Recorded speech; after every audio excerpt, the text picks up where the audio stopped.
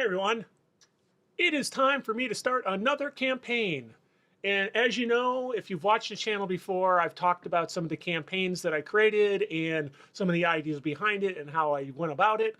This time I did something different. I wanted to go all in on sourcing the table and letting the players drive world building. Savage World, one of the best games today. Hey everyone, it's Carl with Tabletop Tango. Look at the bubbles, do the stuff.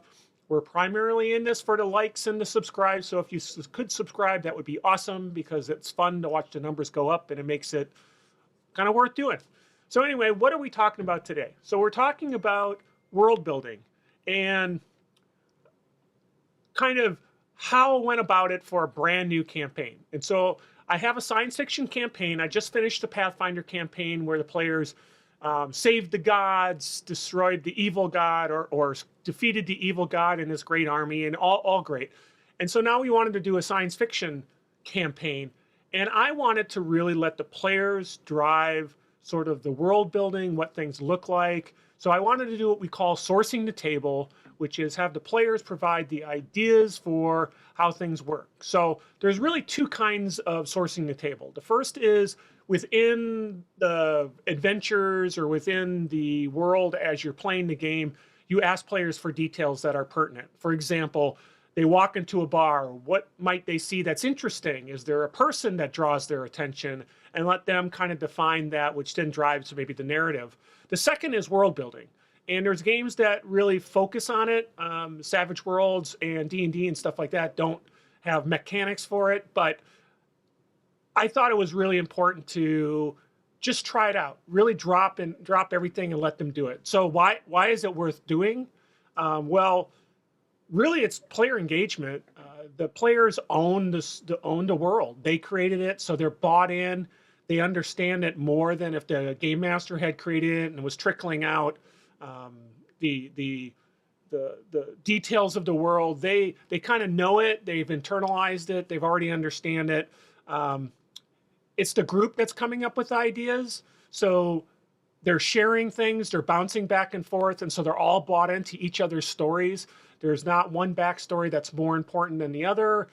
They're all kind of fit in, and as they create characters, those characters are vibrant parts of this existing world that they created and that they're part of. Last thing, of course, is there's only so many things that come out of my brain, and sourcing the table, letting the players help drive it, really, they came up with some crazy ideas and some really cool ideas, things that I might not have thought of because they have different media they watch, they have different ways of thinking. One of my players said, hey, I thought of this because this was kind of part of this particular game I played, and it gave me an idea, and it's like, I never knew that game existed. I would never have come up with anything that's even partly aligned with that game. So what did we do this time?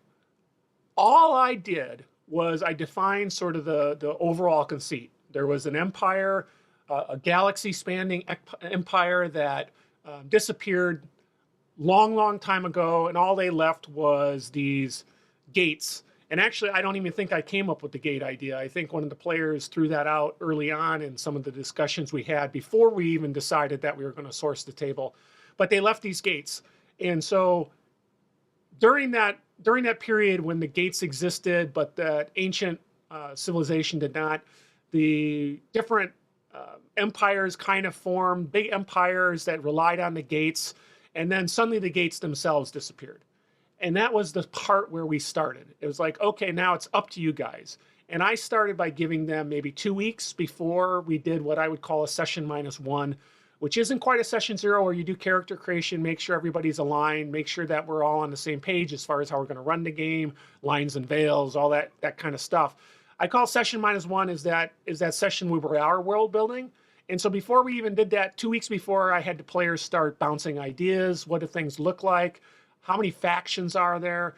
So what's left over? Oh, there's 3 empires left over. What do those empires look like? And they came up with, because of where their characters were coming from and who they wanted them to be, they came up with 3 kind of empires that were left over. One was human-oriented, but very cybernetic, all technology all day, which was kind of the descendants of the humans that left Earth to colonize the galaxy, and they were sort of backwoods civilization because they didn't have gates, but now they've become in prominence because the gates are gone and their technology is now really good compared to some of what's available for others.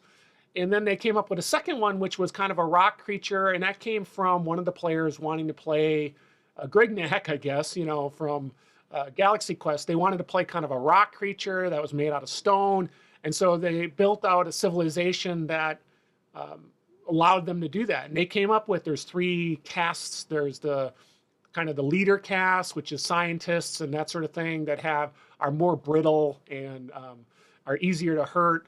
There's the warrior class, which is big, burly, not the smartest, kind of tropes there.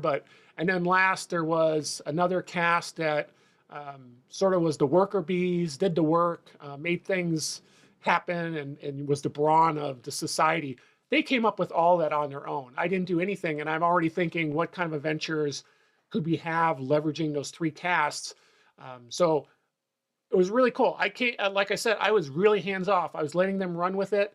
And then the last, I didn't even think they were going to do this, but the last empire that they defined or group was an antagonistic, something that they have to go against. And these were kind of gaseous creatures that nobody's really encountered.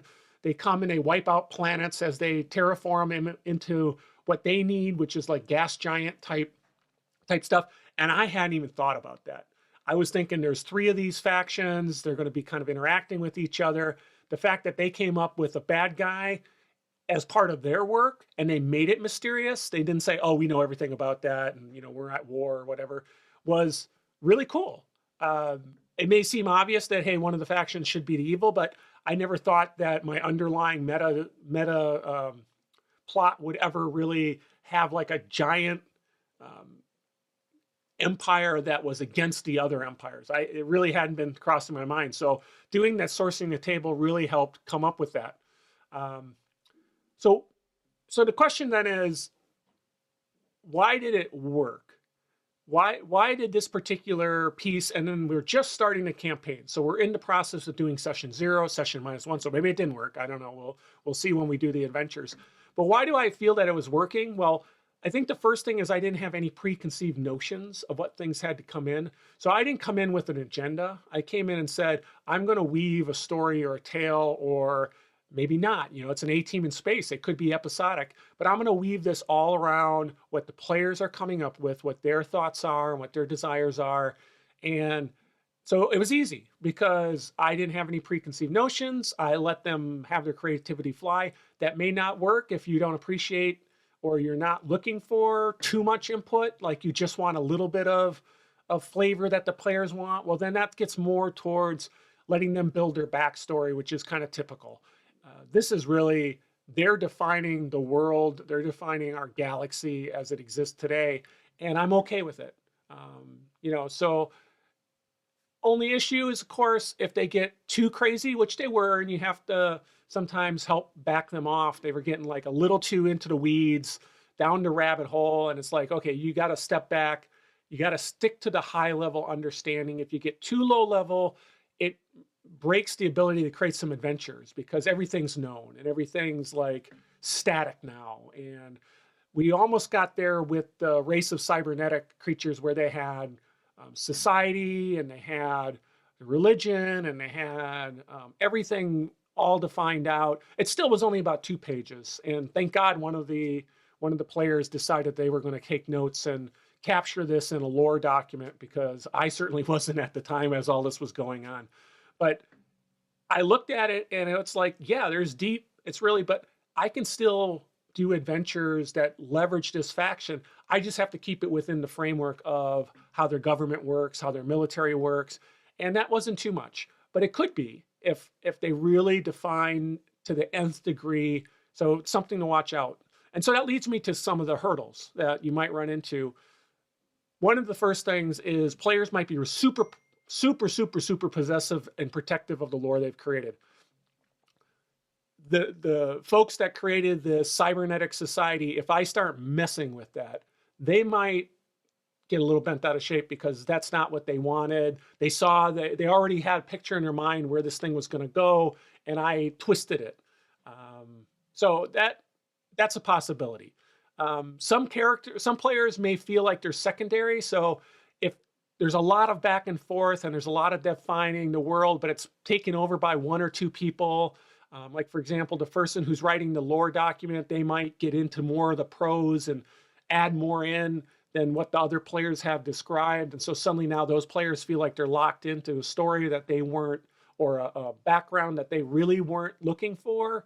So we got to be careful about that. Fortunately, the person who was taking notes for this game and was writing the lore was really listening to what people were saying and really, interacting with them and helping them, build it out. So that's great, but that's something to watch out for. Players have to be on the same page. This goes back to sort of not being as part of the story. But if players have complete different opinions, you have to step in. It's up to the game master to now start saying, how does this all flow together in a particular way? And then last thing is, I mentioned, if the players build too much detail out, you may lose room for adventures because everything is so defined. And so let's make some suggestions. Let's think about how we might overcome some of these hurdles. So create an outline in a shared document. So the things that you want the players to help you fill out. In our case, we had history or ancient history, prehistory, and the current state of affairs. We had our three factions. What do we want to know about these three factions? Government, military, whatever. And so we captured that in a document so that everybody could kind of collaborate on it. We used Google Docs so people could collaborate, add their piece for their species that they were going to build out. They can put that in. I mentioned I came to the table with very little lore, but if you want more lore, you really have to write the main lore down early on. Set that as that stage, capture it in a document, what have you, and then let the players know what's kind of sacred spaces, untouchable areas, things that they just can't go to or modify. Like my ancient history, they can't go and make changes to. That is what happened 1,000 years ago. That's just what it is. Everything can flow from that, but that is kind of the baseline of how things are, because it's really important to how I'm going to build adventures and that sort of thing. So very important that we define what is lore they can tweak, what's lore they can't tweak.